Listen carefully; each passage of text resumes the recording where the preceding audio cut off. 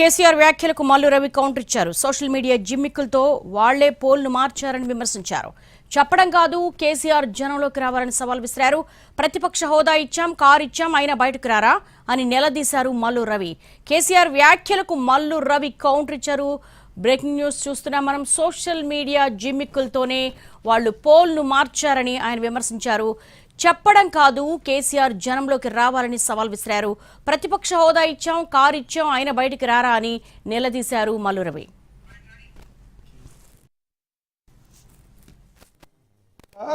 Social మీడియాలోనే పనిచేస్తున్నారు KTR, TRS party, BRS party వాళ్ళు దాంట్లో చేరి దాంట్లో ఓట్లేసినట్టుగా చేశారు.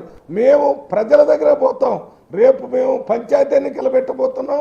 దాని తర్వాత కోఆపరేటివ్ ఎలక్షన్లు పెడతాం, తక్కిన ఎలక్షన్లను పెడతాం. టైం ప్రకారం ఎలక్షన్లో ఓట్లకు రమ్మనండి. ఇవన్నీ జిమ్మిక్స్ చేసి మీరే దాంట్లో ఓట్లు వేసుకొని మేమే మెజార్టీ ఉన్నామని చెప్పుకోండి. మీరు అది చెప్పుకోవడానికి మరికి వస్తుంది. నేను అడిగిన దానికి సమాధానం చెప్పన్నా. 1 year దాటిపోయింది. ఇన్నిసార్లలో ఎందుకు ప్రతిపక్ష పార్టీ అపోజిషన్ లీడరు ఎందుకు పార్లమెంట్ అసెంబ్లీకి వచ్చి మాట్లాడలేదు? అన్నిట్లో